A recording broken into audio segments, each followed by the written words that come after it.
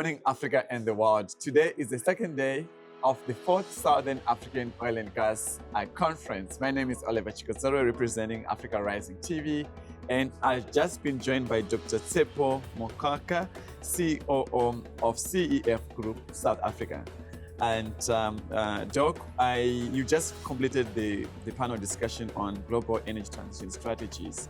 And if you look at this year's theme, which talks about enabling sustainable oil and gas development for a diversified energy future. From your own perspective, what does this theme mean for Africa's oil and gas sector? I think it brings meaning to what is important in the energy transition. The term security, for me, means that you need to approach the transition in a manner that's sustainable. For you to be able to be in a position to have a just energy transition. And otherwise, you run the risk of having an uncoordinated transition. Yeah. Could you share insights on the key hurdles and opportunities for African nations to maximize the benefits of their oil and gas resources while ensuring sustainable development and environmental responsibility? I think African countries have to overcome the challenge of coordination amongst African economies. I think we need to think as a bloc, as a continent, as regions, so that you can aggregate whatever demand that you have to unlock energy projects that can actually bring benefits that are over and above what your country as one will be able to absorb. And I'll make an example. Take South Africa and Mozambique.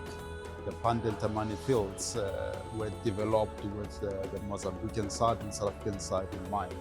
And look at what the Romco asset is doing for both countries. And I think that's how South Africans will think. You mentioned something very important there. I think that's what we've learned from COVID-19, that one should have critical thinking, but one should also collaborate intentionally to achieve objectives. Yes. And you're talking about as a country, but also as a continent, to have a continental agenda by uniting and working together to Africa that we want.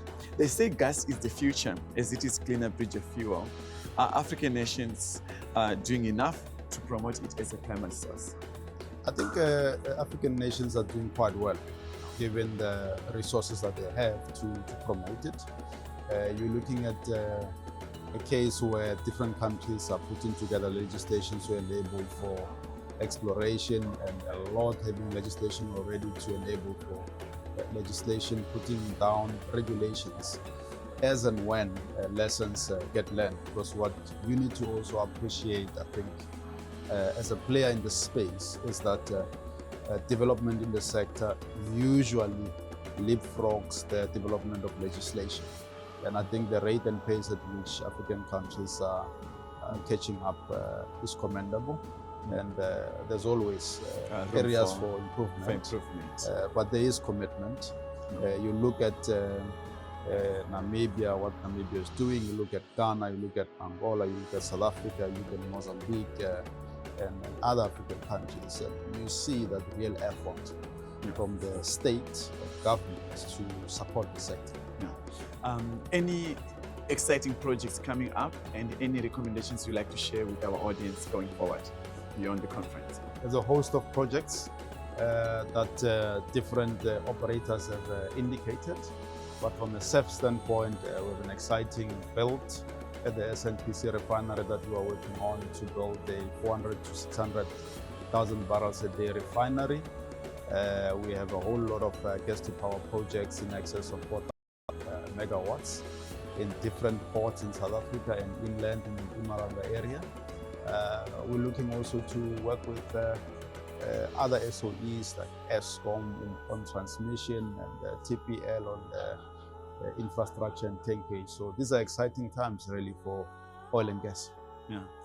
Thank you so very much, Dr. Mokoka, and for the great insights and deliberations and advice. We're looking forward to see how we can, as a collective, as a nation, as a continent, we can work together to achieve. Your emphasis on Pan-African integration as well as collaboration to achieve objectives. How do we harness, how do we leverage and support what is being done to improve the quality of life? Thank you so much for your time. We appreciate it. Thank you very much. Thank you. Have a great morning. Thank you.